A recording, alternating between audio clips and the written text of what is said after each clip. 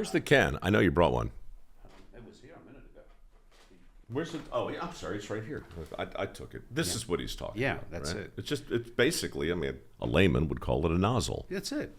But that was millions of dollars worth of investment to actually get that to where it is now. We never positioned the product. Is it an automotive product? Is it a hardware product? Right. Is it a marine product? Is it a household product? Is it an industrial product? Is it used in trades? Yes, yes, yes, yes, yes, yes, yes. This is Garry Ridge, by the way, former CEO of WD-40 and my guest for as long as he'll stay here. And we're just talking about, clearly you're Australian. I am. And the Australians have a moratorium on R. And yet your name, Garry, Has two R's. has two R's. You're the only Garry I know with two R's. Please explain. I think I was named after a pub. There was a pub in Australia called the Garry Owen, and my name is Garry Owen Ridge. One day I was driving through a suburb of Sydney, not far from where I lived, and I see a pub called the Garry Owen, and I went to my dad and I said, "Did you drink beer there, Dad?" And he said, "I might have had a schooner there occasionally." And I said, "Was I named after that pub?" And he denied it, Mike, but who knows. Where exactly is home in Australia? Sydney. I grew up in Sydney, Australia. A little suburb called Five Dock, which was about 7 or 8 miles from the centre of Sydney. Went to Des Moines Boys High School, which was a great lot of fun. But I love Sydney. Yeah. I've been there twice. Reminds me of San Francisco, where I lived for a while. I think they're sister cities, in fact. they are. Sydney is a little like San Francisco. It's a little like San Diego. It's the sweetest city in the South Seas, Mike. You're clearly a man who has traveled and seen some things, done some things. Does it all, like, is your mind a cluttered desktop or a neatly ordered filing cabinet? Oh, I'm a mess.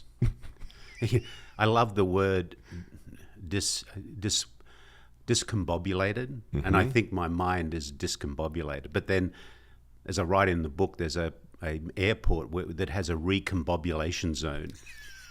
So I think I'm discombobulated and recombobulated. But You mentioned a book. It's called Any Dumbass Can Do It. You apparently have written it. Your name is on the front of it. I've read the synopsis that your publisher sent, so I'm not going to pretend, because a lot of guys will do that. They'll read it and then they'll act that. I will read it, but I haven't yet.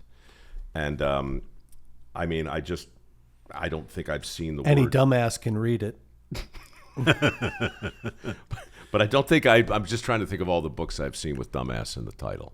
Now, is this just self-deprecating or is it revelatory? Do you mean that? yeah, I do mean it, Mike. I think, if I want to be serious for a moment, which only for a moment, I mean, if it goes on too long, he'll cue the music again, and then it's the we'll whole be done thing with is the Irish pub. That's it. Sure. I truly believe that business has a responsibility and an opportunity to make a positive difference in the world, and I know you believe that too. The way you support trades and young people and whatever, and in my 25 years that I was given the opportunity, and I'm so grateful for that opportunity to lead a company, I really learned that it's really about the people. And if we can, Aristotle said, pleasure in the job puts perfection in the work. And if we can put pleasure in a job, we're going to bring perfection to the work. And I think it's the job of businesses these days to build cultures where people go home happy. Because happy people create happy families create happy communities create a happy world, and we need a happy world. And if you look at some of the latest research, Gallup came out in January, 31% of people who go to work every day in the US are engaged, which means 69% are disengaged. And the biggest proportion of people who are disengaged are under 35, the young people. And leaders are creating these toxic cultures that people hate going to work. I created someone called Alec, the soul-sucking CEO. He's in here. He's in there. So I wrote the book because after having that opportunity at WD-40, I thought I can pay it forward now by sharing the things that we learned over time that build a great culture. And at the company, we had, and they still have, very, very high employee engagement. 98% of the people say they love to tell people they work at the company. And we're not sexy. It's oil in a can, right? Well, I love the company for reasons that you and I have discussed offline, and we'll get into that as well. But since you invoked Aristotle, I think he also said that the definition of a tragedy is that moment in the narrative when the protagonist comes face to face with the inescapable truth of his own self. And, I realize that's a bit highfalutin, but I remember it word for word because to me, it's so poetic and poignant and grand, but common. Mm-hmm. And when you just think of, you just hit me with some percentages, 31 and 69. They're not big numbers in and of themselves, but you're talking about many, many millions of people. Many millions of people. And if you got 69% of people walking around fundamentally disengaged with their work, then these people are about to come face to face with the inescapable tragedy of their own identity, and that sucks. It sucks. And we don't have to have that environment. You can change that. In business and in life, I think there's three things that are really important. Mm-hmm. The first one is, do I belong? Do I feel like and am I treated like I belong? Do I matter? Am I treated like I matter? And is what I do seen as being valuable? And thirdly, am I allowed to make choices? So can I make a choice in what I do? And if you have an organization where people belong and they feel like they belong, where they matter and they know they matter, and they're able to make choices, then you create a culture where people feel, rightly so, that they're valued. Is there a difference between belonging and feeling like you belong? Yes. What? The way you're treated. If you think about, do I feel like I belong? It's how you are treated within an organization. How many times do people in organizations ask, Mike, how are you today? What's on your mind? Is there anything getting in your way? How can I help you? Or are they talking about, why didn't you meet your sales target? And do I really care about what's going on in your home? That's a really interesting point. I think sometimes we do more harm than good when we ask somebody how they're doing insincerely. Absolutely. And because you hear it all of the time. And when somebody says, hey, how are you? That they don't really give a tinker's damn. And if you're really having a bad day and you've got some heavy stuff and you say, hey, I'm glad you asked, and then you sit them down and 10 minutes later they're just going, my God, what have I done? So you have to really care. Like you really have to give a damn if you ask somebody how they're doing. Yeah. And that was something that became really interestingly clear to me when I moved from Australia to here back in 1994. I'd go through a checkout and someone would say, have a nice day. And I think to myself, why do you care? Do you really care if I have a nice day? No, it was just that automatic reply. It's time to make sounds. Yes. So I think authenticity, Mike, is so important in that in an organization, you have to show that you really care. And that's where vulnerability comes into play. That's where, taking the time to really understand people. The satisfaction rate, the engagement among your employees during lockdowns versus other big organizations was so stark. You'll remember the exact numbers, I'm sure, but you were in the mid to high 90s. 93%. Okay. While the average organization was like flirting with single digits, it seemed. Yeah, well, certainly, not in high past 30. So how the hell did you do that? You are now an international organization, right? You've got people suddenly working from home. How did you navigate that? We maintained a very high engagement level during the lockdown because we went in with a very high engagement level.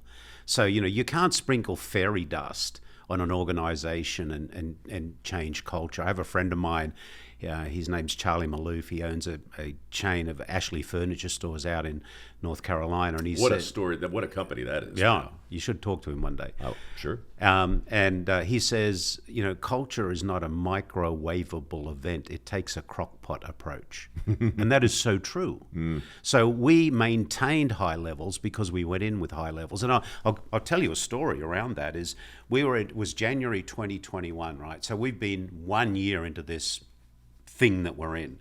There is no sign yet, really, of a vaccination or a solution. So the world is topsy-turvy. we'd get in of a morning and we'd be virtual, and we'd be checking which country is actually open today. So I said, I want to be sure that we haven't been draining our cultural equity in the last year. And let me just jump in real quick so people understand. How many employees are we talking about, and how many countries? 16 countries, probably in our leadership group and the execution group, probably 600 or 700 people. Okay. I said, let's go out and do a pulse survey to see if our levels have remained where they were in March 2020 when we took the last serious pulse survey. So we went out and did a check-in.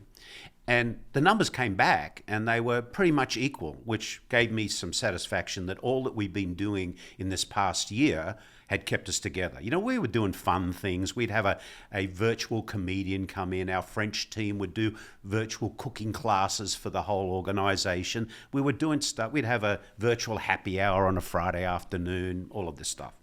Still wasn't as good as being together, but we were there. One number came back that really blew me away. And it was the answer to a question: I am excited about my place in the company and the future. And it came back at 97% of our people positively said that, which was higher than it was in 2020. And I said, this cannot be real. People, don't they realize what's going on in the world? Go back and check it. So we went back and checked it. Came back, it was real. I said, we got to find out why. Soon may the noblemen come to bring a bottle for everyone. One day when the waiting is done, we'll take a drink and go. So we went out and we asked the question, why? And it was a very beautiful answer we got, Mike. It said, I feel safe. I feel safe. We are living our just cause. And our just cause, openly stated, was a group of people that come together to protect and feed each other. And we were protecting each other and we were feeding each other, because day one of COVID, we said we have 3 objectives. And the number 1 objective is the safety and the well-being of our people.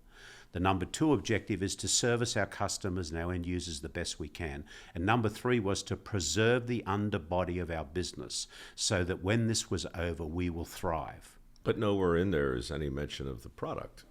No, because the culture is not the product. The culture is the people. So it's all about the people. It's almost as though, if I can reach for a metaphor here, that your product, fundamentally a lubricant, applies to your people, to the culture. I mean, creating the right lubrication, creating, to reduce the friction maybe. Yeah. I don't know. I'm not... Friction, reduce friction and increase flow. We use that a lot.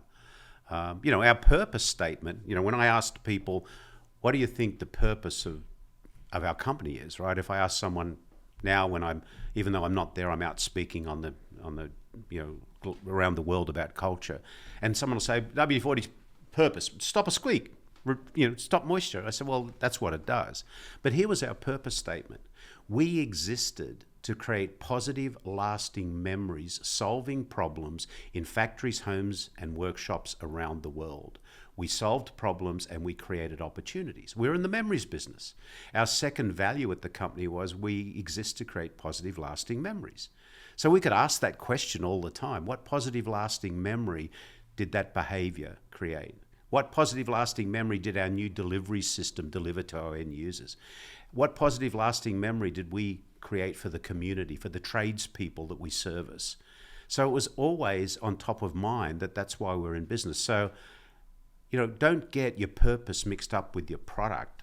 Your purpose is a little different. Mm-hmm. And that's why we had that strong ethos within the organization. For whom did you write the book? I wrote it for the leaders that are out there that can make a difference in the world, if they're brave enough to do it. Building a great culture in an organization is simple, it's not easy, and time is not your friend. When I was a young lad back in Australia, in my high school science class, my science teacher gave me a petri dish, Mike, and they said, what we're going to do is we're going to grow culture in this petri dish. And the science teacher said, what's important is the ingredients that you put in the dish, and how are you going to take care of those ingredients as the owner of that petri dish to grow the best culture you can. So if you know the ingredients to put into the dish as a leader to build a great culture. And you're brave enough to reward and applaud the good ingredients or the good behavior, and brave enough to treat the toxins, you will build a great culture over time. But it takes time. Consistency is so important. How many? I mean, you were at WD-40 for 25 years. 35 years, 25 years as CEO. Now, is that the kind of time you're talking about to create the kind of results that are potentially there? I mean, do you need that long? Because most CEOs don't make it 25 years. No, they don't. They don't make it 10. No, I think that you have to start the process. It probably took us 3 to 5 years to gain the momentum of what we're all about. You know, the story behind how this came about, if you're interested, is that, you know, in 1997, I became CEO.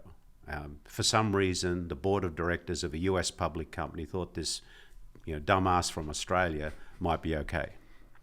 And I knew, with the help of those around me, how to make the brand aware and make it easy to buy for people around the world who needed it. It just took time to do that. Was something broken at that point, or was there merely room for improvement? There was room for expansion.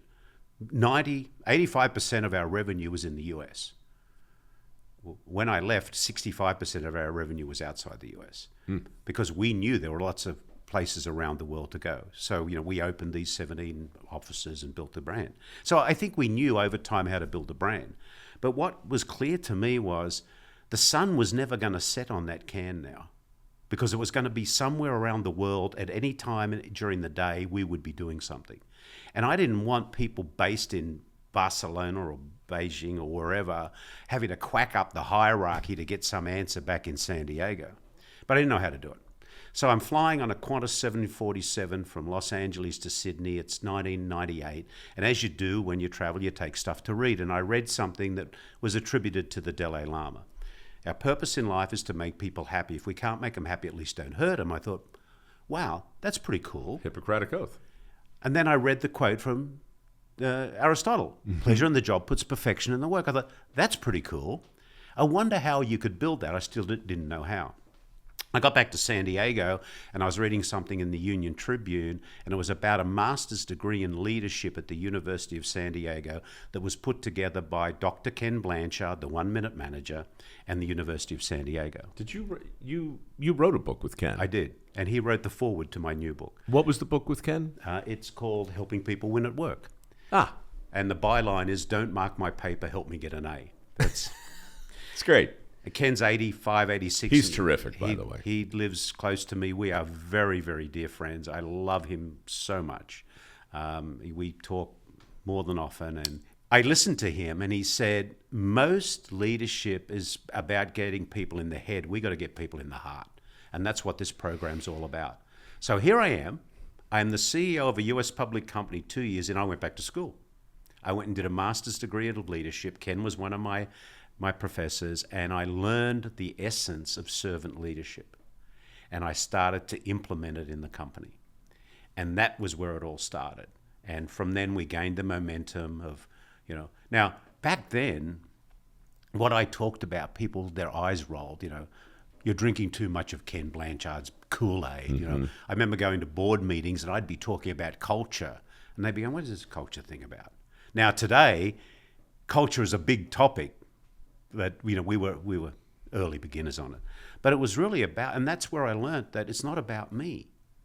It's about how do we bring the best out of other people. You know, we changed the name of manager in the company to coach. Why?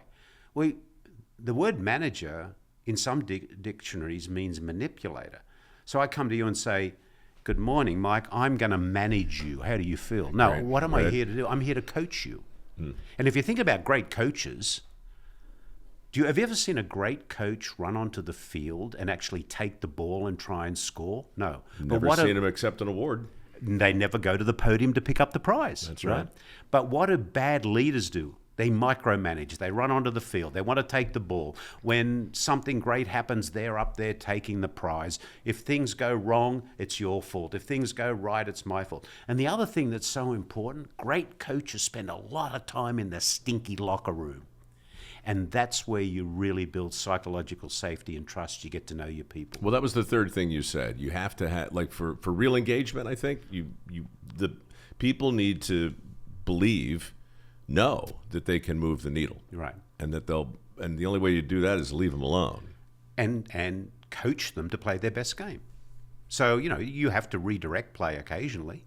Yeah. But, if you want to go on there and play the game all yourself, you'll just become exhausted and you'll never get a team that wins. So, I mean, do you feel that something fundamental has changed in the broader culture, in the broader society? And I say that because it just sounds like there's so many bad habits that so many CEOs have employed for so long that something must have existed that allowed them to get away with it. Maybe recruiting was easier. Maybe there was just more of a baked-in understanding of, well, this is what an employee does, and this is what an employer does. But it feels like something fundamental shifted, and maybe it was during the lockdowns. Maybe it was when people came back in after having some time away that they realized that something really fundamental was missing that went beyond just the job of it. I know it's a bad job of articulating it, but No, I know where you're coming from, and I think certainly COVID for all of us was a smack up the side of the head around a lot of things. But I wrote an article around COVID time. They were talking about the Great Resignation. It wasn't the Great Resignation, it was the Great Escape. The Great Escape, yeah. People were escaping toxic cultures. They said, I've had enough. And again, you and I could probably sit here and write a really good strategic plan about launching something. You've spent so much of your life in marketing and what you do. And we take that strategic plan along to some smart professor and say, mark this up. They say, great strategic plan, Mike, 70 out of 100. But if only 20% of the people who go to work every day are passionately executing against that plan, 20 times 70 is 1,400. But if 80% of the people are executing, 80 times 70 is 5,600. So, why don't you get it? Now, I think a lot of it is short-term thinking. CEOs these days are pressured by, what are you going to do for me in the next 90 days? If it isn't working, who are you going to lay off? Wait a minute. You're going to let your brain drain, go out the door? You've spent all this time developing these people? In my 25 years at WD-40 company, we never laid anybody off at any time. Now, Never.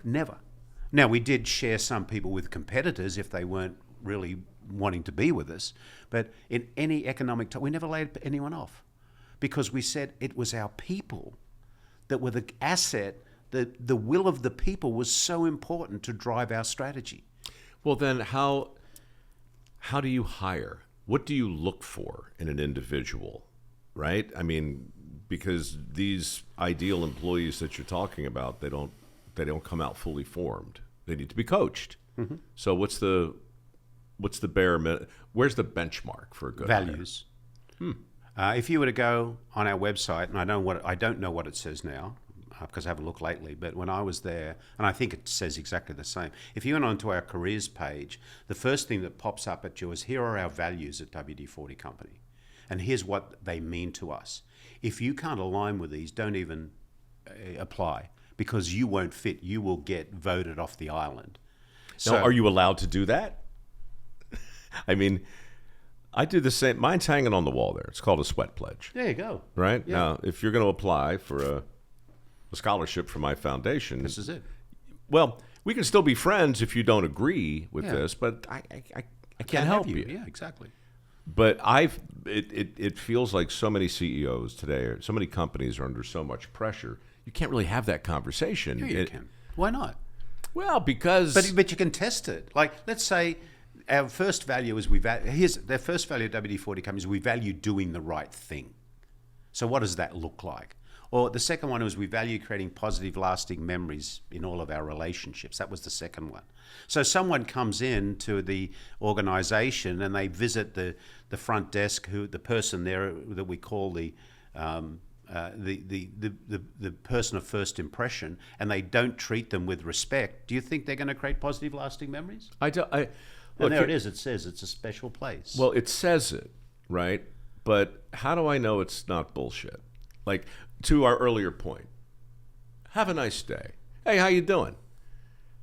It's easy to say the words. It's easy to write the words. It's easy to take actors, or maybe your real employees. I'm guessing those are your real employees. They're real employees. Let's see them again. Okay. They're real people. Each Right. one of them. I know each one of their names. Are they really that happy? Like, Yeah. what's happening here? Well- These guys look like they just hit the greatest lottery of all time. 98% of our people say they love to tell people they love at the company from our surveys. 98% of our people say, I love to tell people I work at WD-40 company.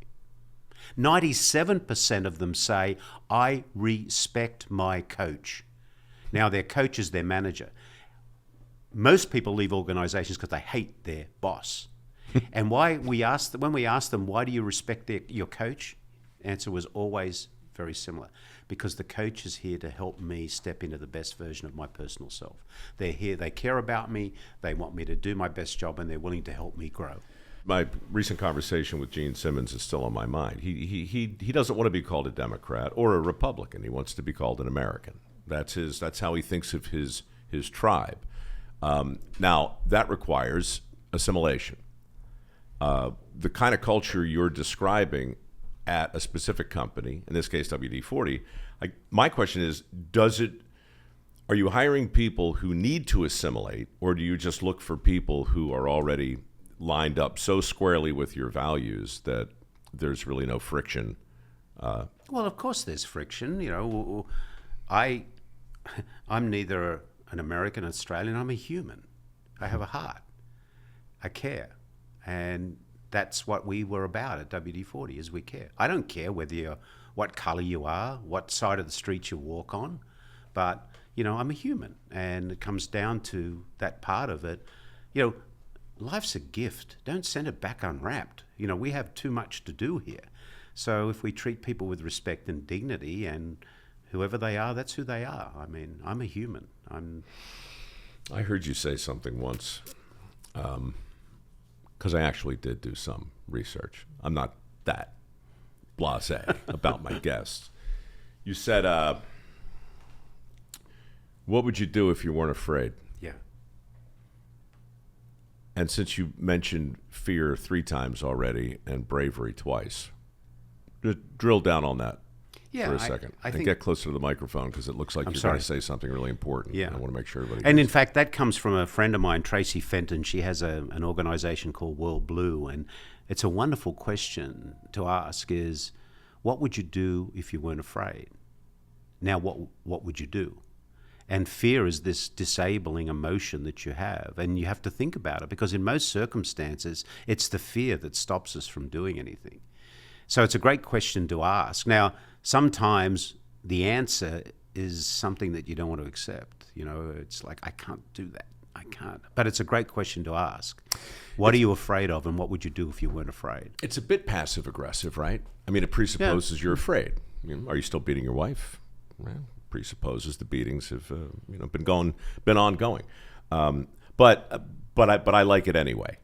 in spite of its right, because it does force you to think a little differently about the difference between, say, worry, which is adjacent to fear, and concern, right, which is adjacent to responsibility. But either of those things can tip, and when you're afraid, well, that's adjacent to paralyzed. Yes, that we talk about the deer in the middle of the road. You know, Mike, fundamentally, I believe we are just these basic human beings bumbling our way down this pathway of life, right? And in the bushes are these thieves, and they're the thieves of anger and greed, and and they come out and they grab us off this path and they take us into the bush. And for a minute there, we think, oh well, maybe I feel okay here. But if you stay in that bush, you will never ever get to your destination.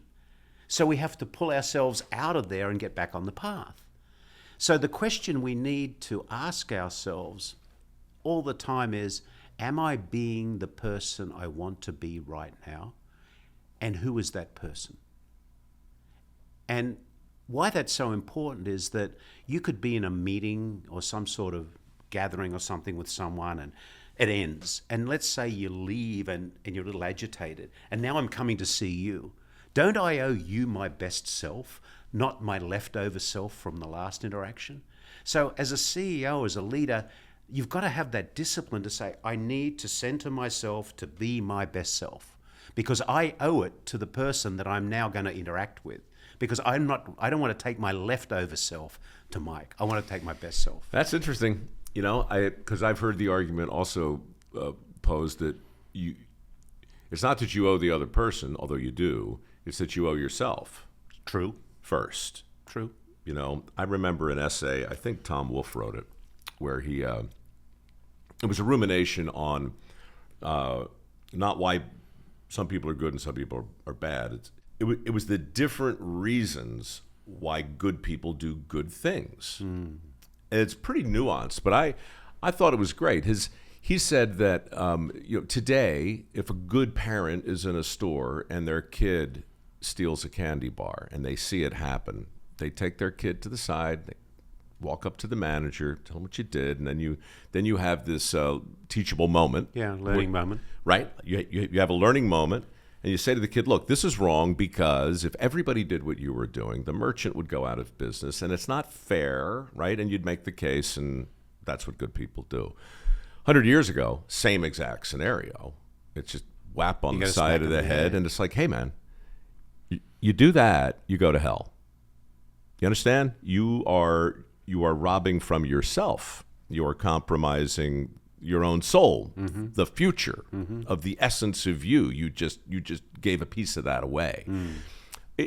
I'm interested in that, and the way our motivation might have evolved over time through the lens of why do the good thing. The answer today feels a little different to me. I think back, my mom, and there's a chapter in the book, and I think you mentioned it before. Even the Queen sits down to pee. It's one of my very favorite chapters. And my mum, in Australia we have a thing called the tall poppy syndrome. In New Zealand, as well. Phil Keegan told me all about that, the host of The Amazing Race. Okay. I love that. Explain it again for me. Yeah, well, you get too big for your boots and, people knock you down, but they do it in a way that's caring, sharing, and loving. Oh, yeah, of course. Yeah, it's nice when that machete just glides through your stem. But, I think that, what Mum used to tell me was, don't overthink that you're the biggest and best in the world, because you're really here to help those that you have the opportunity to help. And I think that was really important. And, as I said, my mum lived till she was 99 years and 9 months old, 3 months away from getting a letter from the Queen. Maybe she would have told her she sat down to pee at that time. I'm not sure. But, I think that, in life, it's you can choose. You can choose to do good, or you can choose not to do good. And leadership is tough, because you've got to have a heart of gold, but you've got to have a backbone of steel as well. It's a balance between being tough-minded and tender-hearted. And if you go to either end of that spectrum, you're not a very good leader. A really tough-minded leader doesn't care about their people. It's all about me, me, me. That's Alec, the soul-sucking CEO. The tender-hearted one isn't brave enough to have that conversation, because they're protecting their own comfort zone at the expense of someone else's development. But if, as a good leader, if you go into a conversation with, I mean you no harm, I'm here to help you, step into the best version of yourself, and here's why. And you prove that through your actions over time. You build trust, and you build that trust with the people you have the privilege to lead. And that's important. What kind of competition do you guys have on a practical level? What other companies are out there with a very competitive product at a competitive price making your life difficult?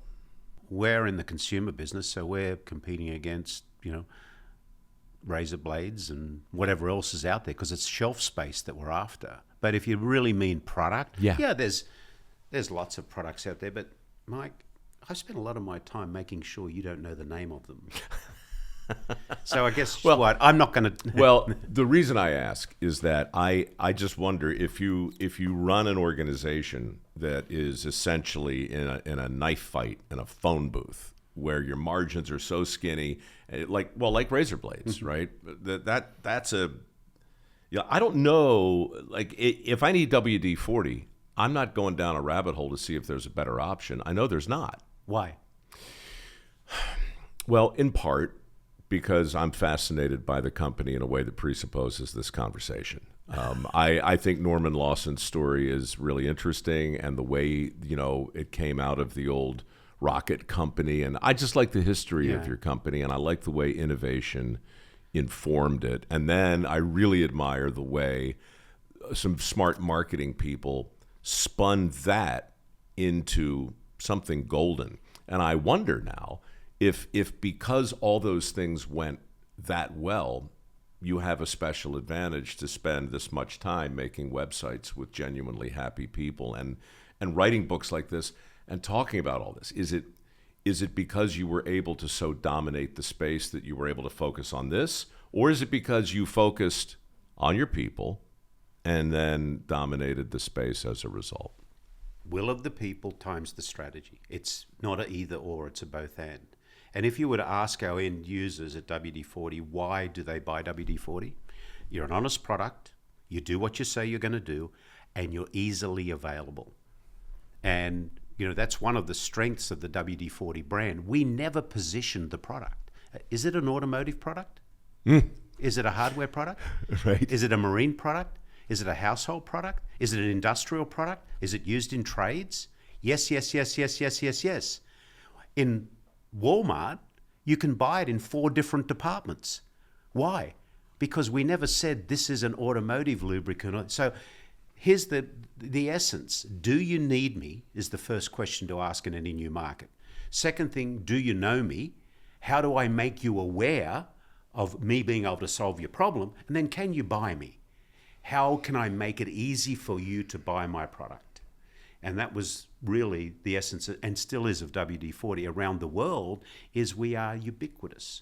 We are available in so many different places. We're a distribution-driven product. And if the automotive buyer says he doesn't want us, that's okay. We'll go over and sell to the other guy. And in fact, in San Diego, it all started that way. They used to start to sell the product out of the back of their car. Mm-hmm. And they'd go to the auto shops and their pricing didn't work, so they went to the hardware stores and sold it there. Or they went to the sporting goods stores and sold it there. So again, it was that determination of making it easy to buy. So interesting. I guess you have to choose early on if you're going to your point, what's the question, what's the need? And so, Apple would have a different answer than Netflix. 2 very successful companies, but neither have your name recognition. Well, Apple probably does, but I bet it's close. Yeah. But I bet you there's more cans of WD-40 now. Well, we're in the US. We're in 8 out of 10 households. We're in more houses than Coca-Cola. Just that. Then you're in more houses than Apple. Probably, but our consumption, of course, isn't that high. It's like stepping on gum with you guys, man. Well, then use some WD-40 to take the gum off. It removes gum from the bottom of the sole of your shoes. That's true. Just how all-purpose did the big brains in the old days know this was? Like, did they understand what Lawson and his team had invented? Probably not. Probably not. Back in the year 2000, we ran a really interesting program. We went out and we asked our end users. We were searching for the 2,000 most popular uses of WD-40. So we did a sweepstakes or communication, and this was, back then, that sort of media was not big time.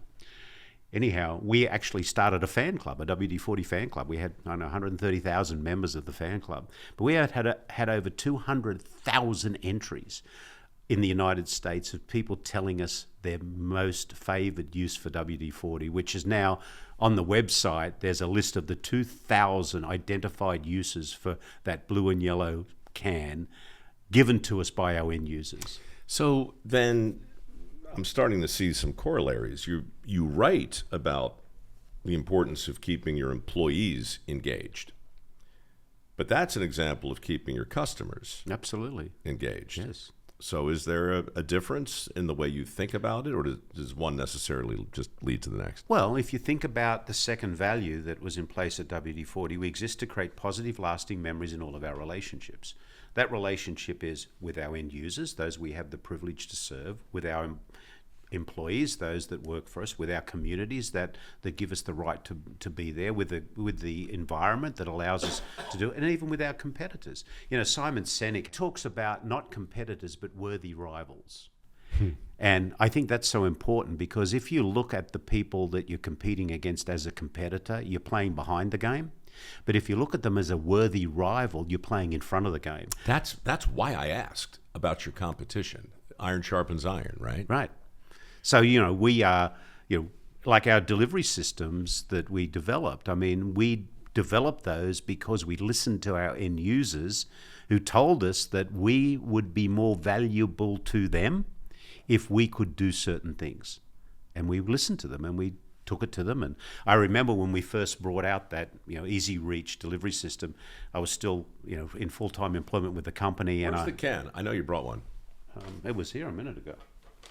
Where's it? Oh, yeah, I'm sorry, it's right here. I took it. This is what he's talking about. Yeah, that's right? it. It's basically, a layman would call it a nozzle. That's it. But that was millions of dollars worth of investment to actually get that to where it is now.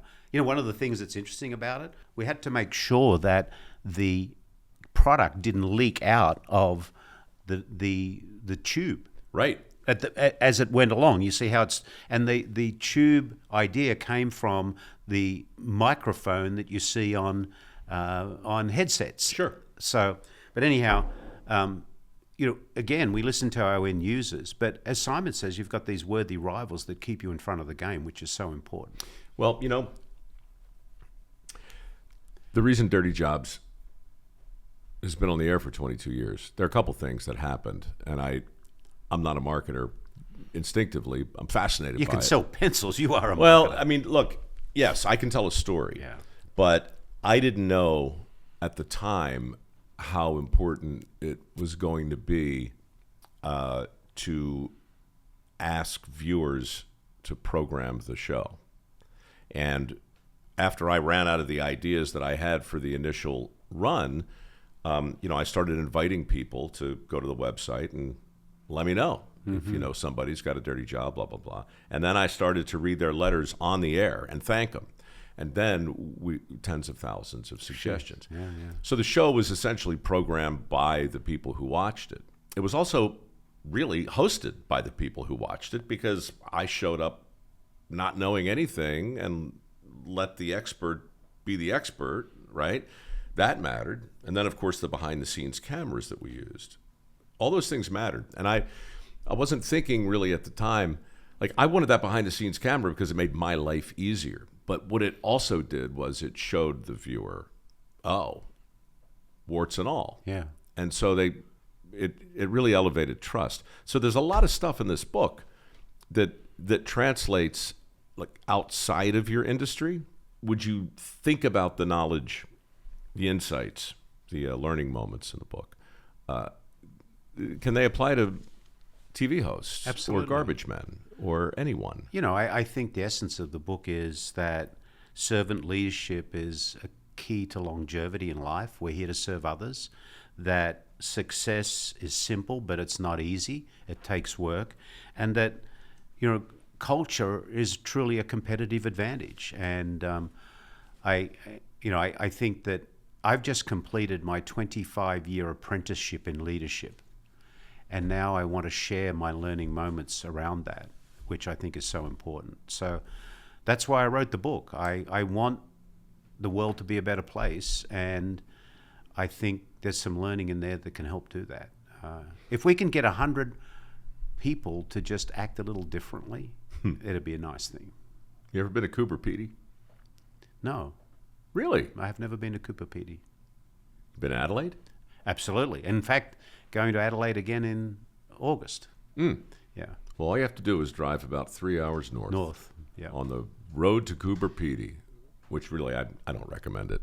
It's an absolute crucible of disasters. I stopped and wrote a song on the way because there was so much exotic roadkill.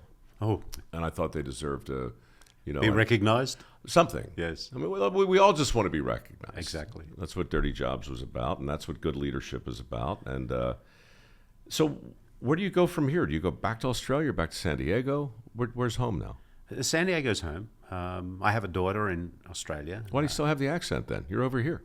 Yeah, well, when I go back to Australia, that's not what my mates say. I tell you, they give me a hard time. Do they?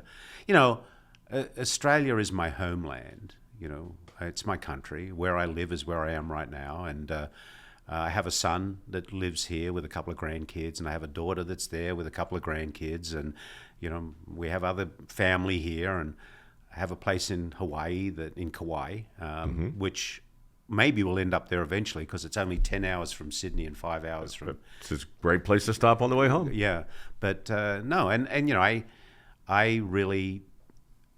One of my dear friends is Marshall Goldsmith, and Marshall was the #1 executive coach in the world, and he wrote a great book called What Got You Here Won't Get You There. He was coach to Alan Mullally from Ford and you know whatever, and Marshall gave me some really good advice as I was getting ready to refire. I haven't retired, I refired. No, that's clever.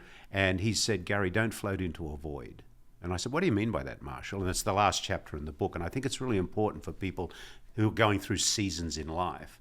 He said, you've been the CEO of a US public company for 25 years. It is actually you. And unless you decide how you're going to pay it forward after that, on September 1, when you are not the CEO anymore, don't wake up without a purpose because you will not know what to do next. And I said, you're right, Marshall. Can I tell you 2 super quick CEO stories? I'd love it. So John Hendricks is my favorite, or well, he's certainly in the top 2. He invented the Discovery Channel, and he did it basically from his garage and twisted like John Malone's arm and got some satellite transponder space and then licensed some documentaries from Australia and just started beaming them down. He had no money. He mortgaged his house. He did the whole thing. And his whole brand was built on like to your earlier point about like, who are you? Like what is the point? Distill it, right? His was satisfy curiosity. My second was I did a few hundred commercials back in the day for Ford. And Alan Mullally, since you invoked his name, had taken over around the same time they hired me.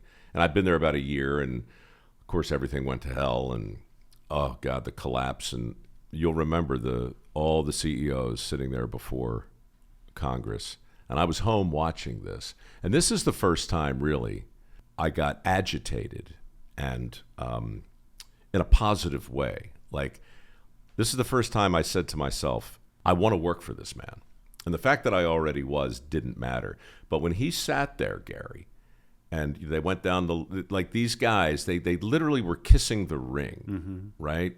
Like they had to give their salaries back in order for the government to bail their companies out at Chrysler and GM and so forth.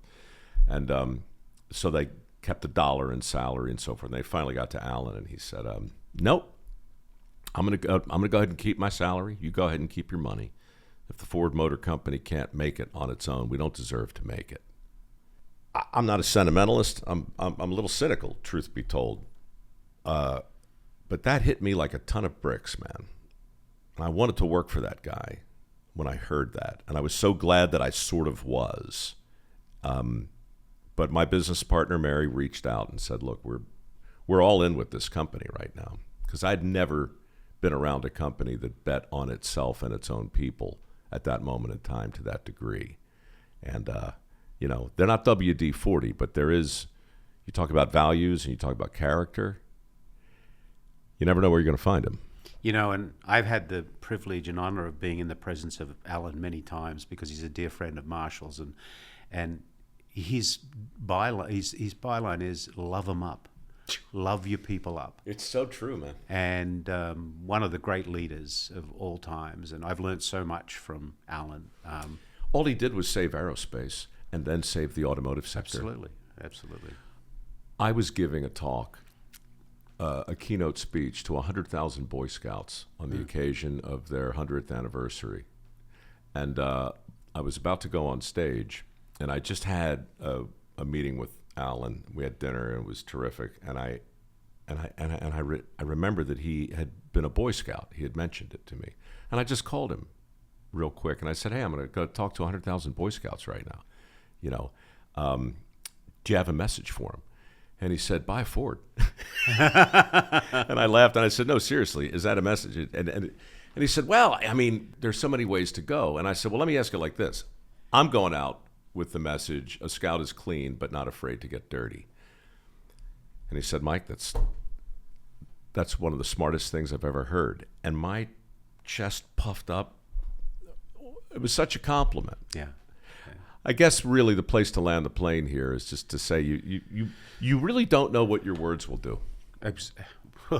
Right? So true. Because you don't know who's listening, and you don't know who needs to hear what when. So you write your book, and you give your speeches, and you say your thing, and then you hope it lands. Yeah. I mean, again, I really believe in what I said to you earlier. Life's a gift, don't send it back unwrapped. And, if we can't make a difference in the world, Ken Blanchard and often says, it's that 80, 90-year-old you, and who will remember you and why. So, be a little kinder, be a little gentler, and have a heart of gold and a backbone of steel, but make a difference in the world.